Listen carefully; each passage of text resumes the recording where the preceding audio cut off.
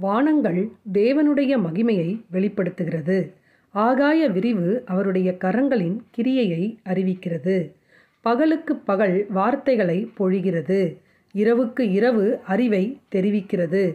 அவைகளுக்கு பேச்சும் இல்லை, வார்த்தையும் இல்லை. அவைகளின் சத்தம் கேட்கப்படுவதும் இல்லை. ஆகிலும் அவைகளின் சத்தம் பூமி எங்கும், அவைகளின் வசனங்கள் பூச்சக்கரத்து கடைசி வரைக்கும் செல்லுகிறது. அவைகளில் சூரியனுக்கு ஒரு கூடாரத்தை ஸ்தாபித்தார். அது தன் மணவரையிலிருந்து புறப்படுகிற மணவாளனைப் போல் இருந்து பராக்கிரமசாலியைப் போல் தன் பாதையில் ஓட மகிழ்ச்சியாய் இருக்கிறது. அது வானங்களின் ஒரு முனையிலிருந்து புறப்பட்டு அவைகளின் மறுமுனை வரைக்கும் சுற்றி ஓடுகிறது. அதன் காந்திக்கு மறைவானது ஒன்றுமில்லை.